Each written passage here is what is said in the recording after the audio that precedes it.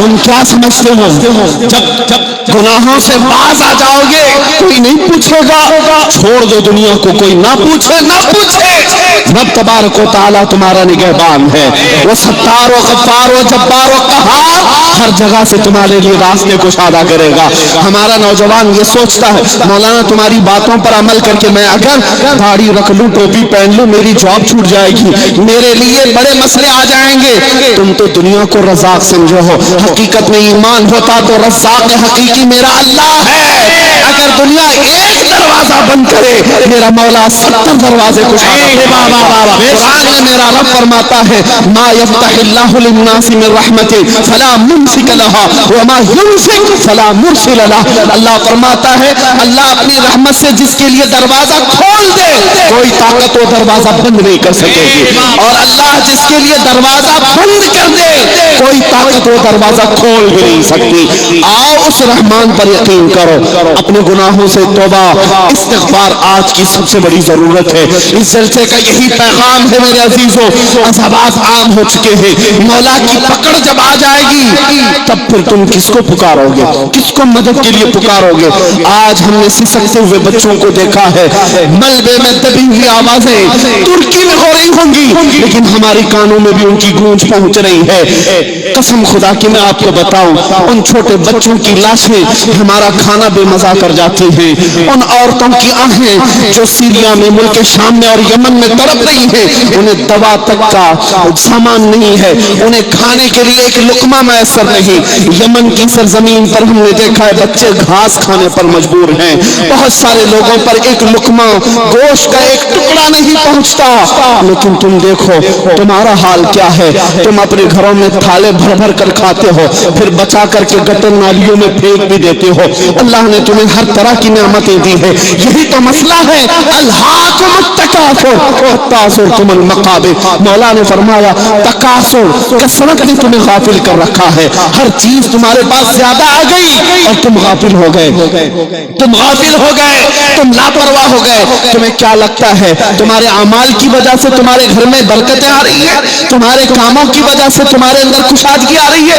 نہیں، بعض لوگ تو اترا کر اکڑ کر کے چلتے ہیں اور یہ سمجھتے ہیں ہم تو صبح سے شام تک گانے سنتے ہی رہتے ہیں لیکن دکان بھی اچھی چل رہی ہے، تجارت بھی سب اچھا ہے، ہمارے ہاں تو گناہ سب چل رہے ہیں لیکن معاملات تو سب اچھے ہیں۔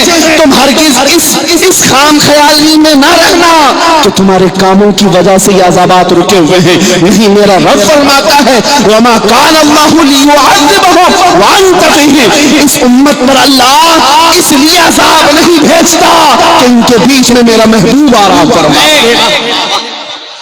تمہارے درمیان اللہ کا رسول ہے، یہ ان کی برکتیں ہیں، یہ آل رسول کی برکتیں ہیں کہ عذابات رکے ہوئے ہیں۔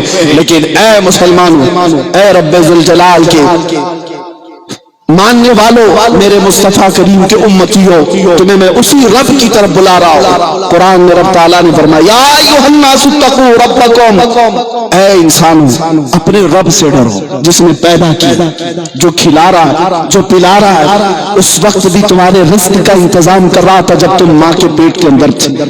تمہیں کون کھلاتا پلاتا تھا، تمہیں کون پال رہا تھا، اور جب تم ماں کے پیٹ سے باہر آئے تمہارے ماں کے سینے میں دودھ کس نے بنایا؟ کون دودھ بناتا ہے؟ تمہارے رزق کا انتظام کون کرتا ہے؟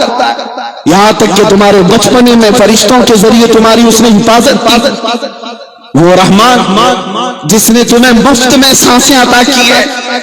جاؤ ایک سلنڈر آکسیجن کا خرید کر کے اگر لینا پڑے، جانتے ہو اگر 60 سال کی بھی عمر ہو اور سانسیں خرید کر کے لینا پڑ جائے تو کئی کروڑ کی سانسیں ہی لے لو گے، ان میں سے کسی کی طاقت نہیں صرف سانسیں خریدنے کی۔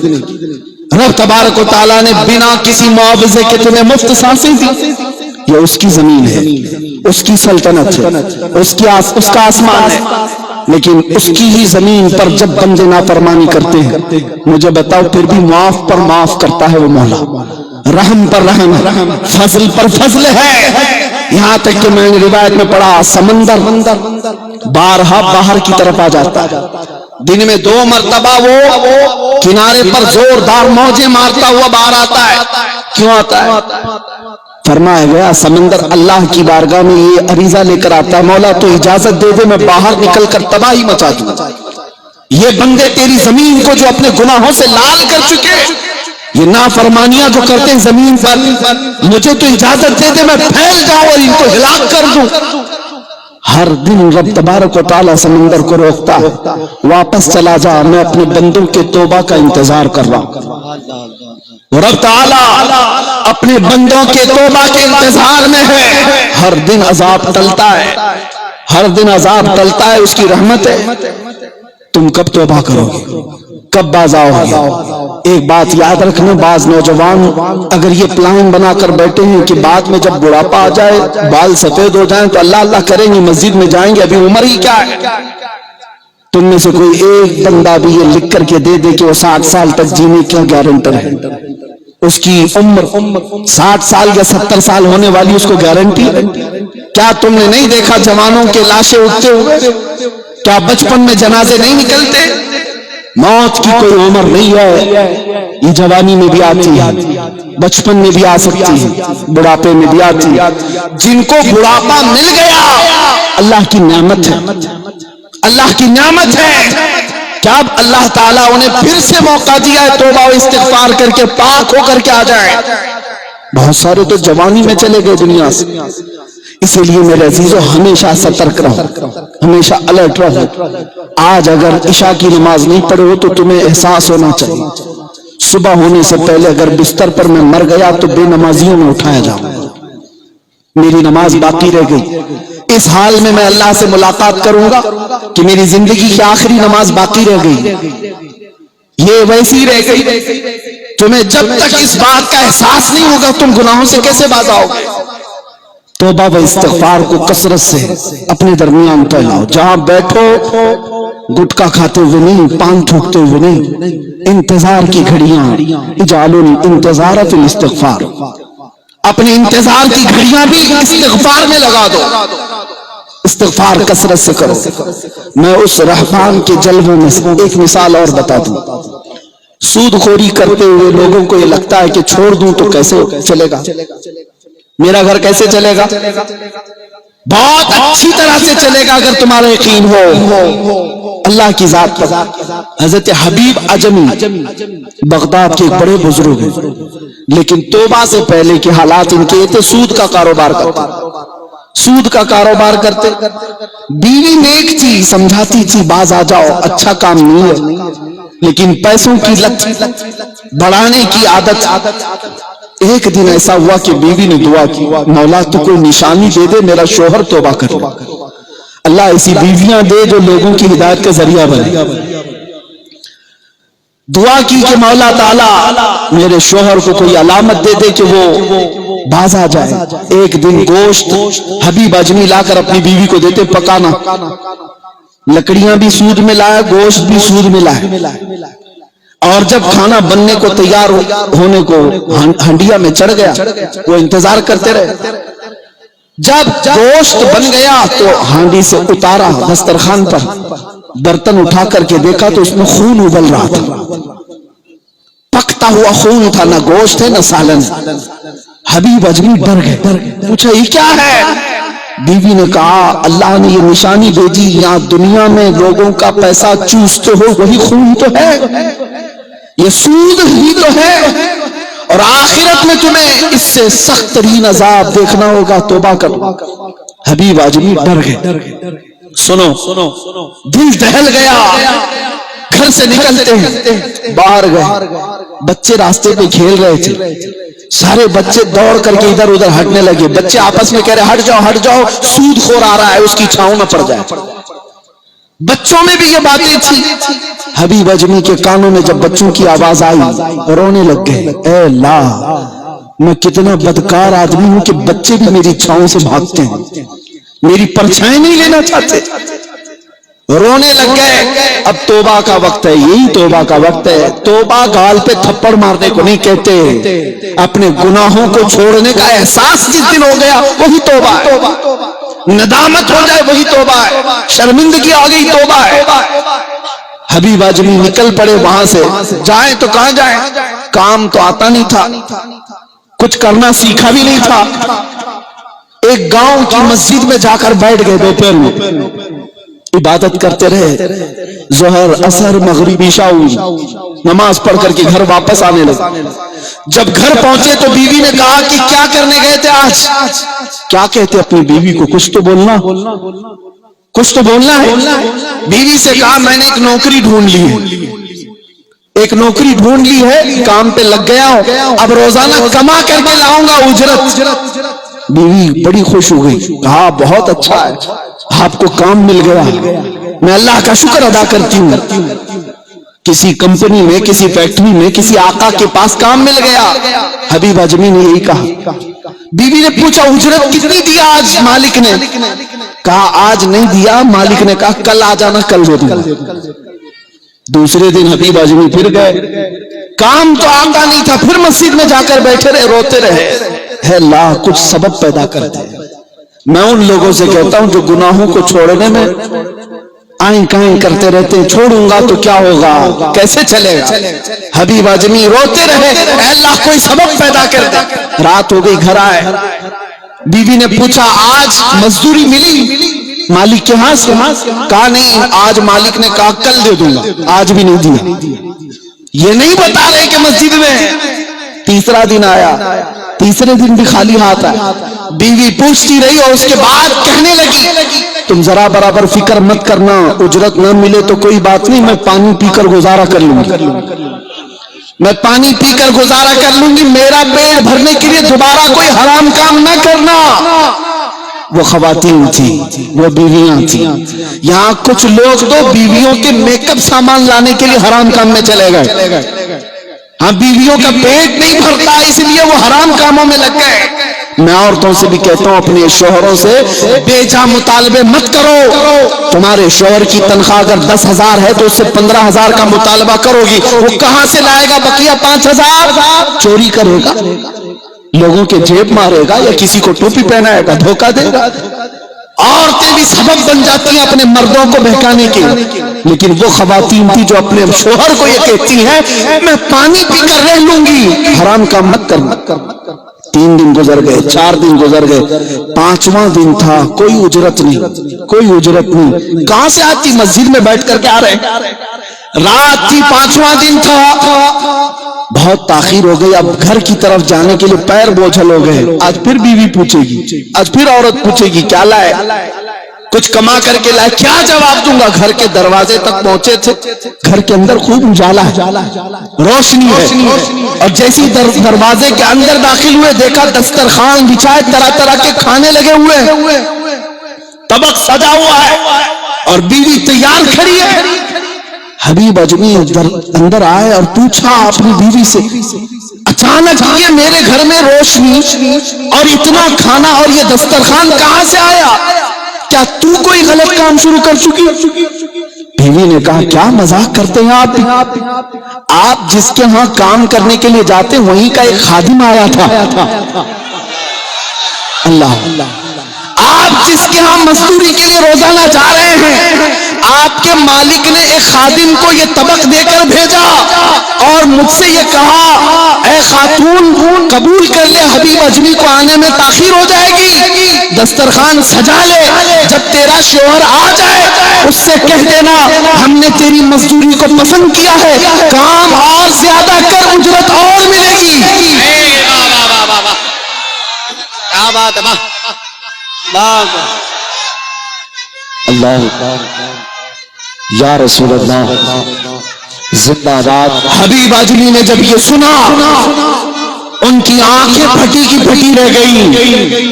انہوں نے بیوی سے سنا جب کہ ان کے مالک کا ایک اور خادم آیا تھا، انہیں تو پتا تھا نہ کوئی مزدوری کرتا ہوں نہ کوئی کام کرتا ہوں، اگر یہ دسترخوان آیا ہے تو یہ صرف میرے رحمان کا بھیجا ہوا ہے، یہ رب ذوالجلال کا بھیجا ہوا ہے۔ غش کھا کر گر گئے زمین پر، بے ہوش ہو کر گر گئے۔ کافی دیر کے بعد جب افاقہ ہوا تو اٹھ کر کے اپنے گھر سے نکلتے اپنی بیوی سے کہتے ہیں اے میری خاتون تو سچ کہتی تھی، وہ رحمان جب دروازے کھولتا ہے تو بے حساب کھولتا ہے، میں نے کوئی مزدوری نہیں کی، میں کوئی کام پر نہیں گیا، زندگی بھر سود کھاتا رہا، لوگوں کی گالیاں سنتا رہا، ایک بار توبہ کیا، میں تو نکما تھا لیکن میرا مولا میرے گھر پر دسترخوان بھیجا۔ عزیزان گرامی وقار، توبہ و استغفار کے ذریعے سے تمہارے لیے خوشحالیاں آئیں گی۔ کیا آپ کو پتہ نہیں سیدنا نوح علیہ الصلوۃ والتسلیم سے یہی کہا گیا تھا، حضرت نوح علیہ السلام نے لوگوں سے یہی کہا کہ تم توبہ کرو، استغفار کرو، تمہاری اولاد بھی ہوگی، آسمان سے بارشیں بھی آئے گی، زمین میں سبزے بھی اگیں گے، اور اللہ تعالیٰ بے شک بخشنے والا رحم کرنے والا ہے، انہ کان غفارا، وہ بہت جلدی تمہیں بخشش کے خزانے لٹائے گا۔ عزیزان گرامی، میں اپنی گفتگو کو سمیٹتا ہوں، آج کے اس اجلاس میں آپ آئے ہیں تو توبہ و استغفار کے بعد جائیں گے، اس لیے کہ ایک بات میں آپ کو بتا دوں، ایک محترم اور موقر شیخ تمہارے سامنے بیٹھا ہوا باعمل پیر و مرشد تمہارے سامنے بیٹھا ہوا ہے، ان سے وابستہ لوگ ایک بات سنو، مسئلہ شریعت کا کیا ہے؟ علماء اکرام جانتے ہیں طہارت کے مسئلوں میں کپڑے کو اگر نجاست لگ گئی تو اس کو کیا کرنا ہے؟ پانی سے دھونا ہے۔ پانی سے دھونے کے لیے حکم الگ الگ ہیں۔ اگر غلیظ نجاست ہے تو 3 بار دھونا ہے، 3 بار نچوڑنا ہے، یہ کپڑے کو پاک کرنے کا طریقہ ہے۔ شریعت میں مسئلے طہارت کے الگ الگ ہیں۔ اگر تمہارے پانی میں نجاست پڑ گئی تو اسے کیسے پاک کیا جائے؟ جیسے کنویں میں نجاست گرتی ہے، چوہا گر جائے، بلی گر جائے، بکری گر جائے، سب کے لیے الگ الگ مقدار شریعت نے رکھی۔ کسی کے لیے 40 ڈول نکالو، کسی کے لیے 60 ڈول نکالو، کسی کے لیے 200 ڈول نکالو، پانی پاک ہو جائے۔ پانی کو پاک کرنے کے طریقے ہیں، کپڑے کو پاک کرنے کے طریقے ہیں، شیشے پر نجاست لگ جائے اس کو پاک کرنے کے طریقے ہیں۔ زمین پر اگر نجاست لگ جائے، زمین پر اگر نجاست ہو تو کیا کیا جائے؟ زمین کو کیسے دھو کے نچوڑ تو نہیں سکتے، اس کے لیے حکم یہ ہے کہ تیز بارش برس گئی یا تیز آپ نے پانی بہا دیا اور پھر سخت دھوپ پڑ گئی تو زمین پاک ہوگی۔ اگر زمین پر نجاست ہے، مولانا جلال الدین رومی کی بات میں پیش کرتا ہوں اور اسی پر اپنی گفتگو کو سمیٹتا ہوں، زمین پر نجاست ہو، اگر جیسے گوبر، کسی کا لیک، یہ سب چیزیں پڑی ہوں تو بارش آ جائے، پانی بہ جائے اور تیز دھوپ پڑے، زمین کیا ہو جائے گی؟ پاک ہو جائے گی۔ یہ شریعت کے مسائل ہے۔ اہل تصوف سے جب پوچھا گیا، صوفیہ سے پوچھا گیا، یہ تو ان چیزوں کے ناپاک ہونے کے بعد پاک کرنے کا طریقہ ہے، لیکن کسی کے دل کی زمین نجس ہو جائے، کسی کا دل ناپاک ہونے لگ جائے، اسے پاک کرنے کا طریقہ کیا ہے؟ دل نجس ہو جائے تو اسے کیسے پاک کیا جائے؟ مولانا روم فرماتے ہیں زمین کو جیسے بارش برس جائے، تیز دھوپ پڑے، زمین پاک ہوتی ہے، اسی طرح دل جب گناہوں سے آلودہ ہو، اللہ کا ذکر کثرت سے کرو، یہ بارش کی طرح ہے، دل دھل جائے گا، اور جب دل دھل جائے، کسی شیخ محترم کی تیز نگاہ پڑے تو پھر دل پاک ہو جاتا ہے۔